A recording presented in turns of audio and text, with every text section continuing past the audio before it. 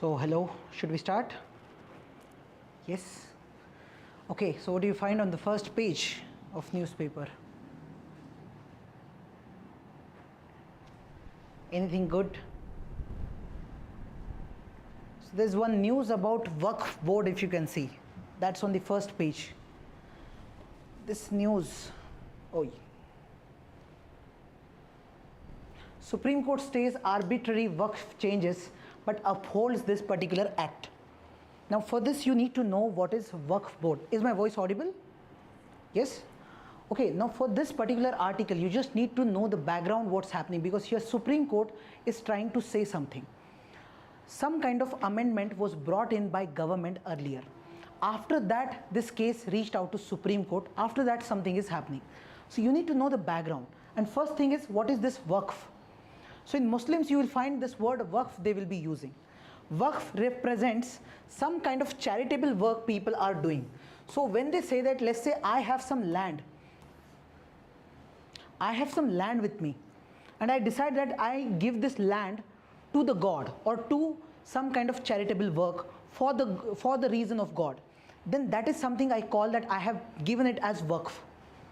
Okay, it could be my land, it could be my property, it could be my house. Let's say I have given my house for some charitable work. So in Muslims they will be saying that I'm saying this property is Waqf property. The moment it becomes Waqf property, that means this property will not belong to anyone. This belongs to God. This is the basic idea behind this particular word Waqf. Okay, many people do this charitable work in all the religions. Similarly, this is happening in Muslims. Now what they do is, here they have this Waqf council, and this council or this Waqf board, they will take care of this property. So when you say this property belongs to Waqf, now they will take care of it. How they have to use this property, what to do with this property, it could be a land, it could be a building, anything. How to use it, that board will decide everything. Okay, this is the basic part. Now this Waqf board was in news since a long time because of some controversies.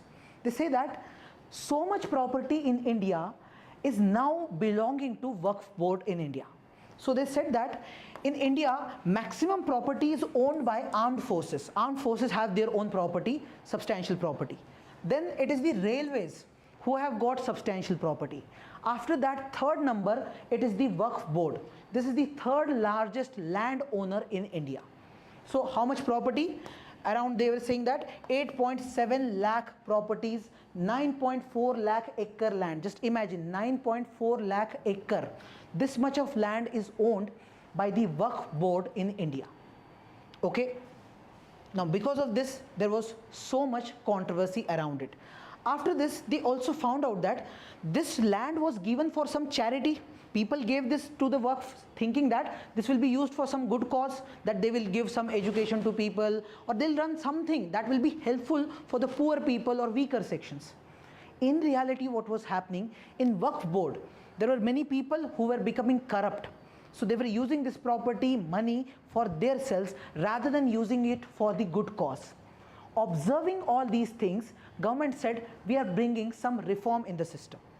Now this Waqf is not something that is there since just few years as such. Historically we see existence of such system. For example, you see in Delhi Sultanate, in 12th century we are talking about. We have Delhi Sultanate, after that we have Mughal kingdom or Mughal Raj we can call it. After that there is British Raj. So if you see all these stages, since the medieval times we see such a system existing in India. This is the historical reason we see. In British time there was some conflict between Britishers and the Muslims. But still this kind of a system continued even during British Raj. And after independence, this still continued, because after independence, in 1954, this Waqf Act was brought in. Using this Waqf Act, we created this Central Waqf Council. So you see, it is continuing since medieval times. After independence, it is there. Now what happens is, at state level there are different Waqf boards. So there must be one Waqf board in Telangana, one in Andhra, Karnataka, etc. And at the central level, at national level, there will be one central council. Okay, that's how the structure they have already. And here the state level councils are quite powerful over here. Now If we see the last act that was brought in, that was in the year 1995. Okay, this act provided for all this information, that there will be Central Waqf Council. They are going to give advice to the government of India about how we can improve the conditions, what should be done about these Waqf properties. They are giving advice to government of India. Okay, then state Waqf boards, similar things at the state level. And there is this person called Mutawali who will be the caretaker of these properties. So let's say there's one building over here, and this is a Waqf property now. So there will be one person assigned that he will be taking care of this property, caretaker. Okay, all this was happening. Now let's say there is some conflict with respect to these properties. Sometimes we have conflicts with respect to properties. Someone says this is my property, this is your property. Conflicts can be there. So to resolve conflicts, we have this tribunal called as Waqf Tribunal. This is nothing but like a court, just like we have a normal court, civil court at local level. Similarly, this is a court having powers just like any other civil court. Okay, now you see, all this is mentioned under this Waqf Act of 1995. Okay, now just recently government brought this amendment to that act. 1995 act was there. Government said we are changing this act, making some amendment in that. What changes they made? First of all, they said whatever this Waqf board is there, it is working under government, right? And this Waqf board has all the members who are coming from Muslim community only. They said that it's better you bring other people also. It should be little inclusive. So they said it will be inclusive in terms of non-Muslim members being part of this Central Waqf Board and State Waqf Board. This will be now allowed as per this amendment. Second, what was happening sometimes, and this was very controversial, if there is a land, let's say there is a land, this land does not belong to anyone. Okay, now someone just created a temple or a mosque over here, and after some time that person says this is the Waqf property now. Now one rule about Waqf properties, once it becomes Waqf property, now this property cannot be sold. Nobody can buy this property, nobody can sell this property. The moment it is Waqf property, nobody can do anything with it. It belongs to only this Waqf boards. Okay, this was happening. So government said, now this is not going to happen. If this property doesn't belong to just anyone, you can't do it. Only if it is your own private property, you own it, only then you can give it to Waqf. That too they added, when you are giving it to Waqf, let's say I own some property, let's say I have 2 acres of land over here. Okay, first of all, I will give the share of this land to everyone who are there part of my family. Let's say in my family 4 members are there, everyone will first get their share. So even if there is 2 acres of land, while dividing, after dividing, I will have only half acre because 3 people will get some share. I can only give this half acre land to the Waqf. I can't give all the 2 acres. Getting it? This was done so that the other family members do not suffer because of the decision taken by one person. Okay? Then they said that the trust part, Muslim trust under other charity laws kept outside the Waqf particular ambit. So there are some different laws in which we create trust. Trust is like a system wherein if you have seen any school being run by the trust, there will be an educational trust. Yes? So likewise, there will be different institutions which are already existing by Muslims. They said that these trusts are different, Waqf is different, don't mix it. Keep it separate. This one thing they said. Then one more clause they added. Only practicing Muslim can dedicate this property.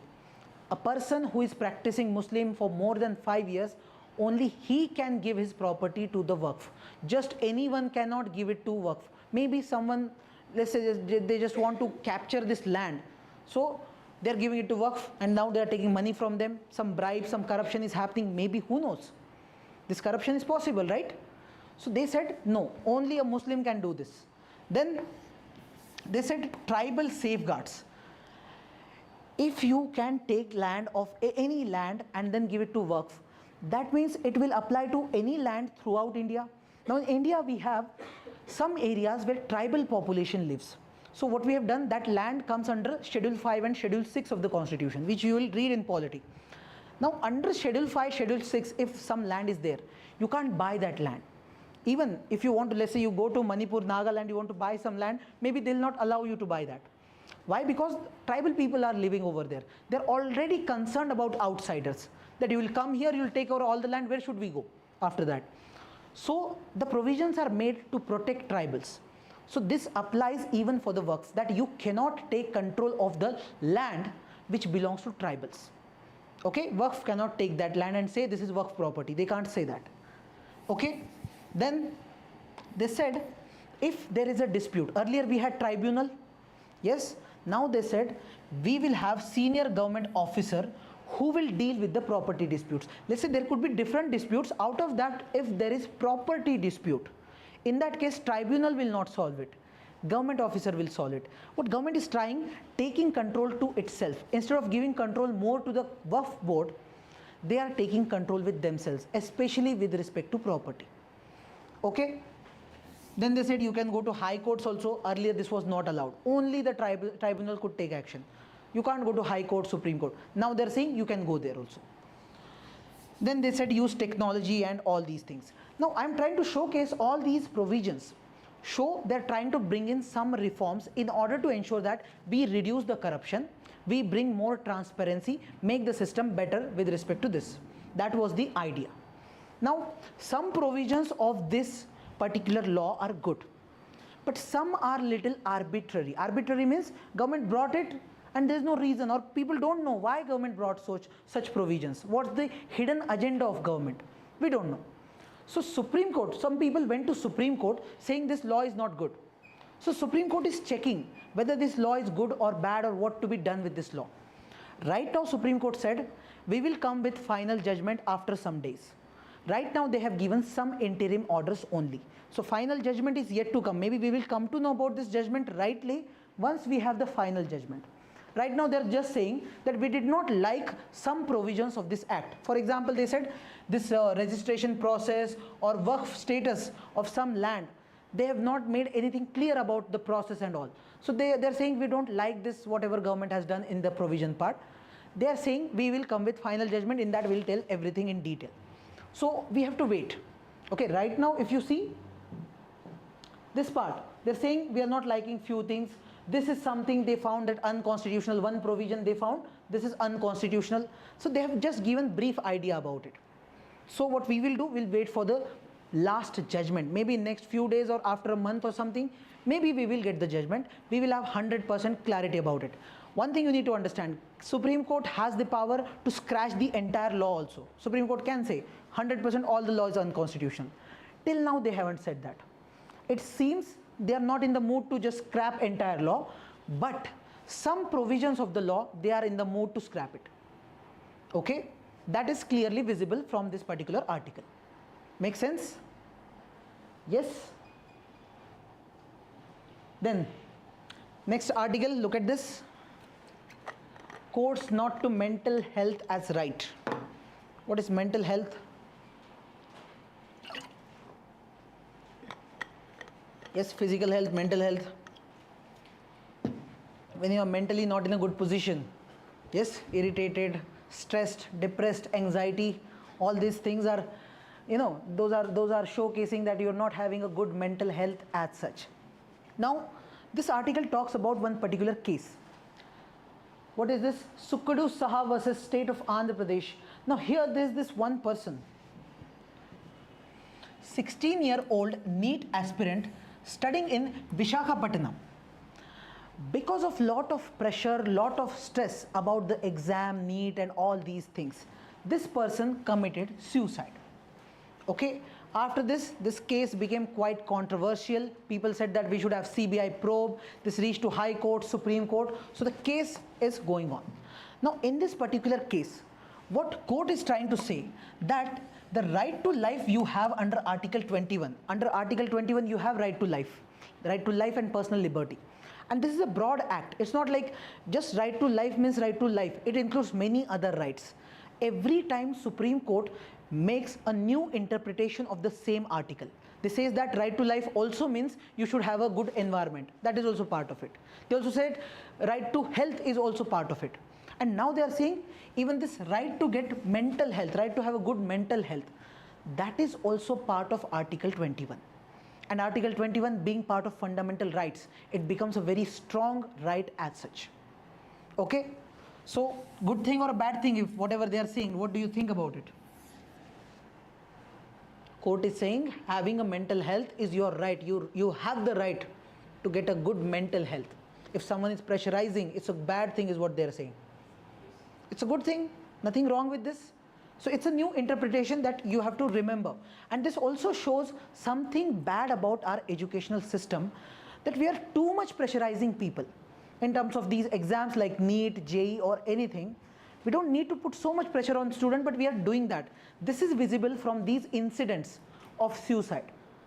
Okay, so this is something we have to focus on. Court even said maybe we should think about this thing, National Suicide Prevention Strategy. They said government should think of bringing any such policy, how we can prevent suicides, because in India suicide rate is quite high, especially in the youth, because of these reasons.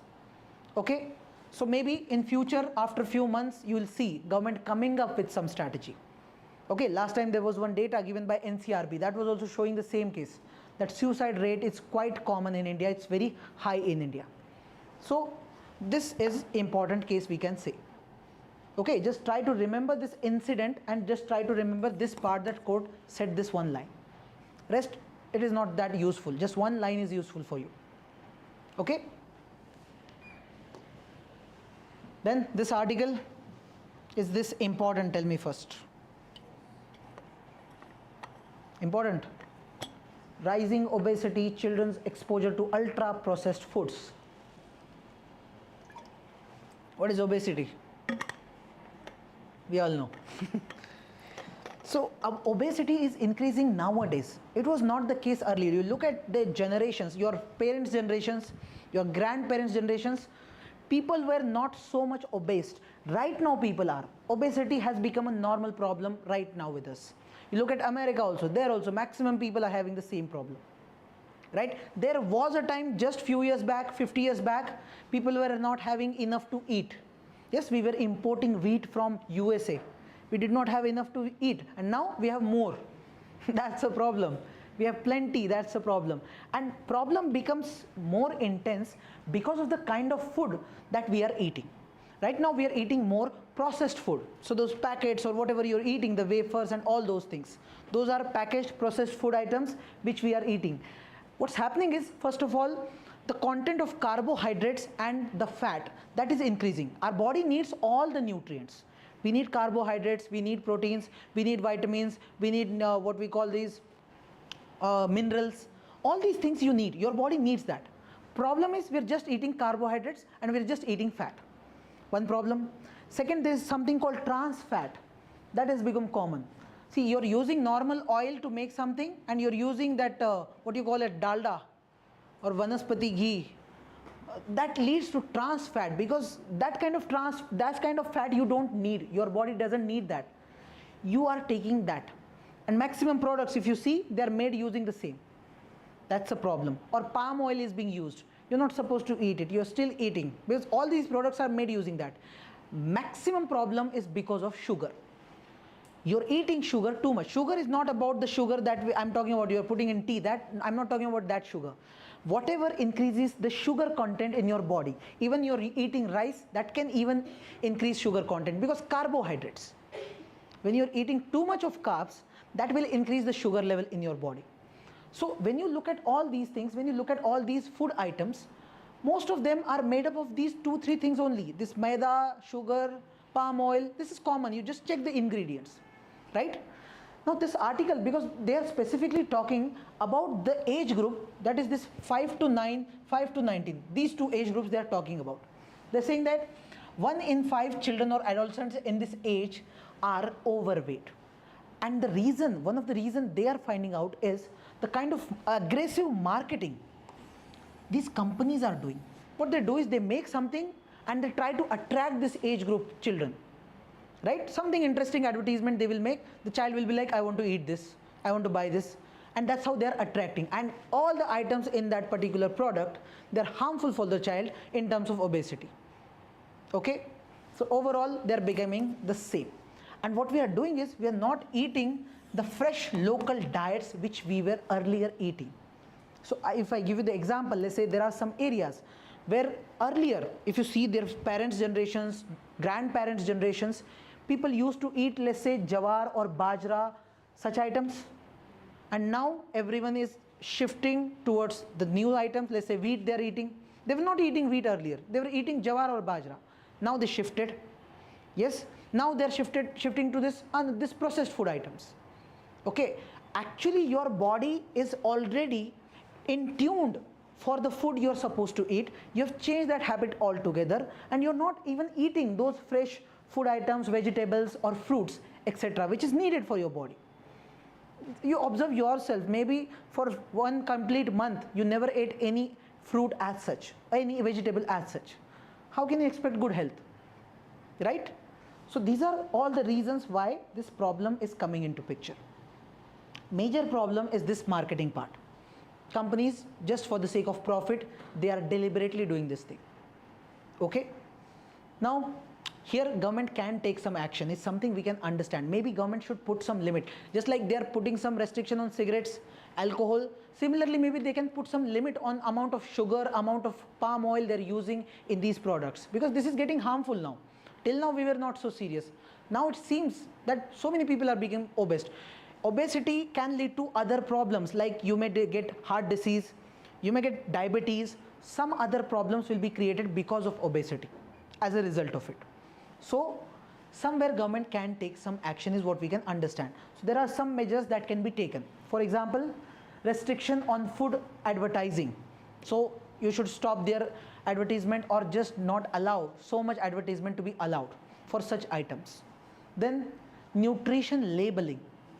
You have to mention all the things, like on the, let's say this is the chips packet, on that front page or everything should be written on the first cover itself that it is full of this much trans fat. People will not buy then. What they do is they put it on other side, that in small letters, nobody looks at it, right? So this labeling can be done, or government can think about it. If it has trans fat, then it should have a red label on it. The moment you see the label, you will not buy it. Something can be done. Then you can ask them to reduce sugar, salt and trans fat, such content. You ask the companies to reduce it. Then some extra tax, that's a better way. If your product contains so much sugar, there will be extra tax. Simple, right? Then subsidies for healthy food. If there is a company making some healthy food items, you reduce their tax, you give them some subsidy, some extra incentive, so they will be happy, they will do more. And those who are into this sugary food and all, they'll reduce their work. And high income countries, if we see there, such regulations are already existing to a good extent. High income countries, when I say, I'm talking about some countries like, let's say USA, Japan, UK, etc. There they have decent level of regulation like this. In India we don't have such regulation. So this article particularly is talking about what government needs to think about. This is a policy input they are trying to give with this analysis. 40% what? Sugar? Yes, they have changed the GST structure and all, so that they are doing, but not with every product. See, some products might not have sugar, they might have salt, trans fat, there's so many things in this. So 40% is good, but I don't think they have done for every product. Just for drinks they have done this, just for the drinks part, right? I'm saying even the packaged items, whatever you're eating, everywhere sugar content is there. So everywhere they have not taken the action. Okay? So that's it from this newspaper today. Any doubts if you have, please ask.